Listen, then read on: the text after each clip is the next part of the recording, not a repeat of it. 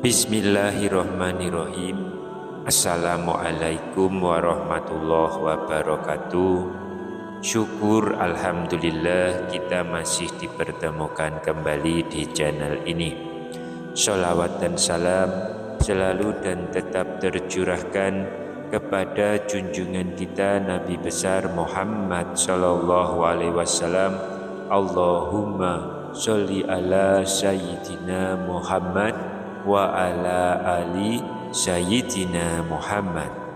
Harapan dan doa saya, semoga saudaraku semuanya selalu diberikan kesehatan, dilapangkan rezekinya, diampuni dosa-dosanya, dipanjangkan umurnya, dan semoga kita tidak mati kecuali mati dengan beriman dalam Islam.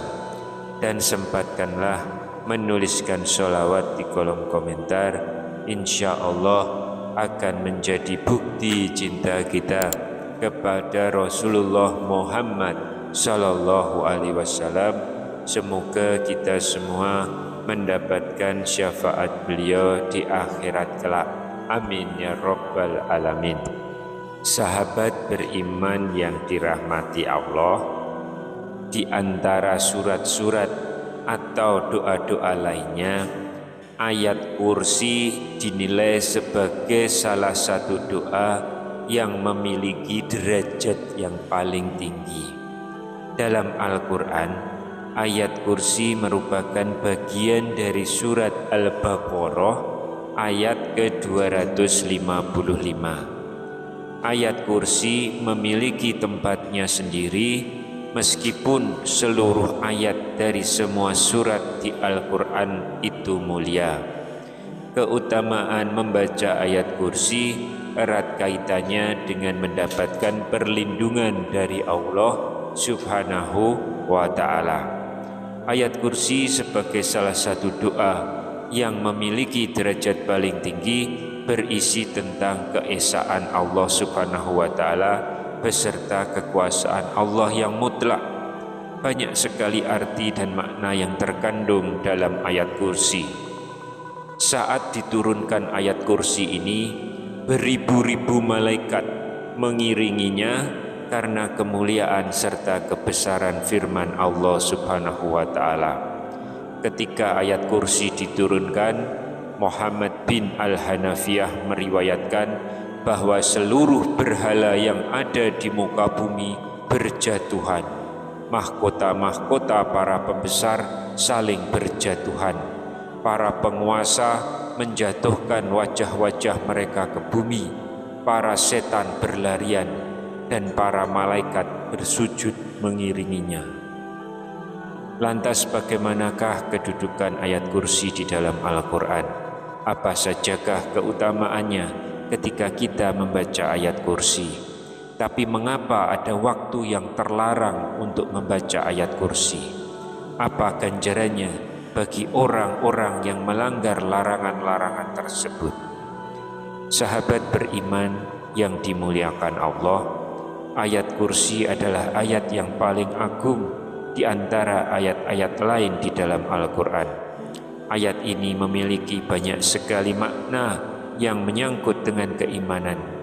Hal ini sesuai dengan sabda Rasulullah sallallahu alaihi wasallam dari hadis riwayat Muslim yang berbunyi dari Ubay bin Ka'ab, sesungguhnya Nabi sallallahu alaihi wasallam bertanya kepadanya tentang ayat apakah yang paling agung dalam kitabullah. Beliau menjawab, Allah dan Rasulnya yang lebih mengetahui. Beliau ulang pertanyaannya beberapa kali. Kemudian dia menjawab, ayat kursi. Maka beliau mengatakan, selamat bagi anda wahai Abu Munzir dengan ilmu anda. Demi yang jiwaku ada di tangannya, sesungguhnya ayat kursi mempunyai mulut dan dua bibir yang disucikan para malaikat di kaki arsy. Hadis riwayat Muslim. Kita mungkin sering membaca ayat kursi. Oleh karena itu mari kita pahami kembali apa makna sesungguhnya yang terkandung di dalam ayat kursi ini. Dengan nama Allah yang Maha Pengasih lagi Maha Penyayang. Allah tidak ada Tuhan yang berhak disembah melainkan Dia, yang hidup kekal lagi terus-menerus mengurus makhluknya, tidak mengantuk dan tidak tidur. Kepunyaannya apa yang di langit dan di bumi. Tiada yang dapat memberi syafaat di sisi Allah tanpa izinnya. Allah mengetahui apa-apa yang di hadapan mereka dan di belakang mereka, dan mereka tidak mengetahui apa-apa dari ilmu Allah melainkan apa yang dikehendakinya. Kursi Allah meliputi langit dan bumi, dan Allah tidak merasa berat memelihara keduanya, dan Allah Maha Tinggi lagi Maha Besar.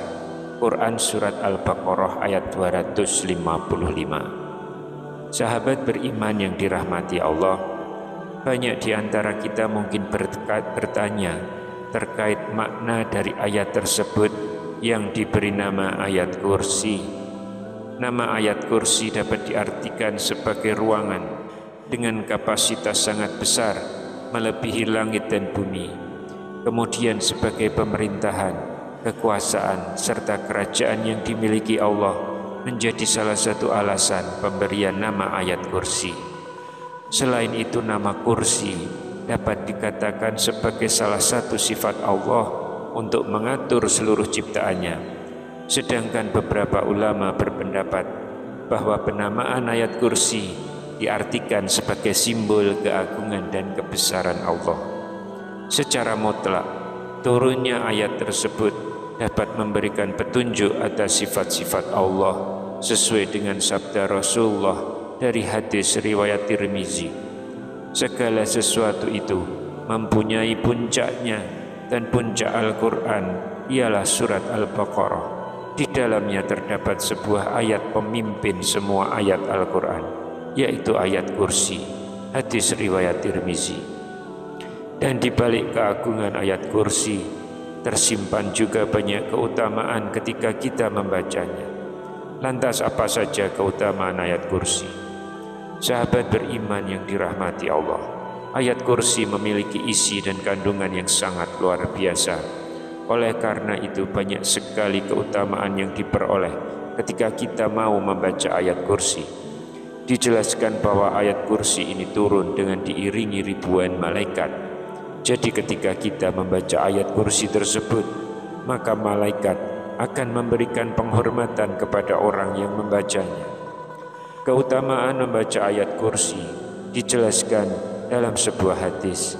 Rasulullah SAW bersabda, bagi mereka yang membaca ayat kursi, Allah Subhanahu wa Ta'ala menjanjikan perlindungan serta pengamanan untuk mereka, sehingga dapat terhindar dari segala bentuk gangguan dan kejahatan yang berasal dari setan ataupun jin. Sebagaimana dalam sabda Rasulullah SAW, apabila engkau mendatangi tempat tidur di malam hari, bacalah ayat kursi. Niscaya Allah akan senantiasa menjagamu, dan setan tidak akan mendekatimu hingga waktu pagi. Hadis riwayat Bukhari. Ayat kursi juga menjadi ayat yang paling diberkahi dalam Al-Quran. Apabila kita membacanya, maka akan diberikan keberkahan dan juga dapat terhindar dari segala bentuk kesulitan. Rasulullah SAW bersabda, ayat kursi merupakan ayat yang diberkahi. Tidak ada yang membukakan kesulitan, menyingkirkan bencana, dan menghilangkan kesedihan daripada ayat kursi. Hadis riwayat Imam Abu Hamid bin Muhammad Al-Ghazali. Mengamalkan ayat kursi setiap hari, terutama setelah sholat, akan memberikan manfaat kepada kita kelak di hari kiamat, yaitu dijanjikan surga. Dalam sebuah riwayat, Abu Umamah Al-Bahili menyebutkan bahwa Rasulullah SAW bersabda, barang siapa membaca ayat kursi di akhir setiap sholat, maka tidak ada yang menghalanginya untuk masuk surga kecuali kematian. Hadis riwayat An-Nasai. Begitu banyak keutamaan dan kebaikan yang diperoleh dari membaca ayat kursi. Setidaknya ada waktu yang disunahkan untuk membaca ayat kursi, yaitu ketika zikir di waktu pagi dan petang, juga ketika hendak tidur. Ketiga waktu ini dianjurkan untuk membaca ayat kursi. Akan tetapi, selain memperhatikan waktu yang dianjurkan, kita juga perlu mengetahui waktu-waktu tertentu yang dilarang membaca ayat kursi. Jangan sampai kita melanggar waktu terlarang tersebut. Jika ada 3 waktu yang dianjurkan membaca ayat kursi, maka setidaknya ada 4 waktu yang terlarang untuk membaca ayat kursi. Waktu terlarang ini wajib kita perhatikan supaya jangan sampai mengharap pahala, namun ternyata malah mendapatkan dosa. Adapun waktu dilarang membaca ayat kursi adalah yang pertama, saat rukuk dan sujud dalam sholat. Ayat kursi dilarang dibaca saat kita sedang rukuk dan sujud dalam sholat. Larangan tersebut ditegaskan oleh Nabi SAW dalam sebuah hadis yang artinya Rasulullah melarangku membaca Al-Quran saat rukuk dan sujud. Hadis riwayat Muslim. Lalu yang kedua, ketika sedang di toilet atau kamar mandi.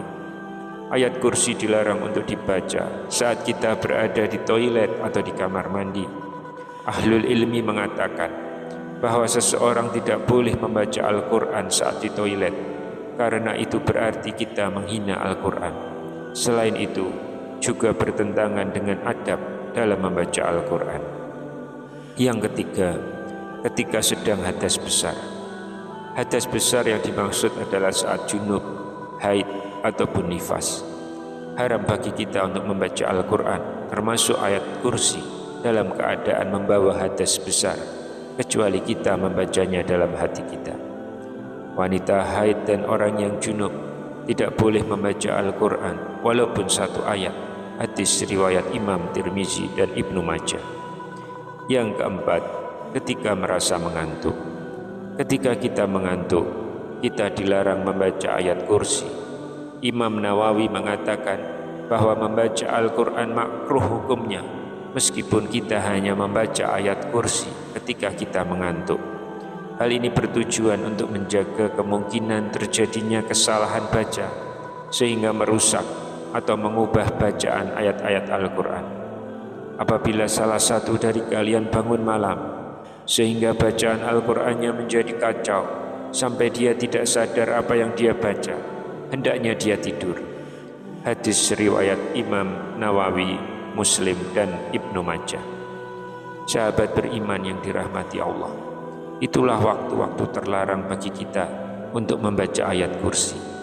Dengan mengetahui waktu-waktu tersebut, maka diharapkan kita bisa menghindarinya dan selalu membaca ayat kursi ataupun ayat-ayat Al-Quran di waktu dan kondisi yang dianjurkan oleh syariat, supaya kita mendapat pahala dan menghindari mendapatkan dosa. Wallahu a'lam bishawab. Demikian yang bisa saya sampaikan di kesempatan kali ini. Semoga dapat memberi manfaat untuk kita semua. Wassalamualaikum warahmatullahi wabarakatuh.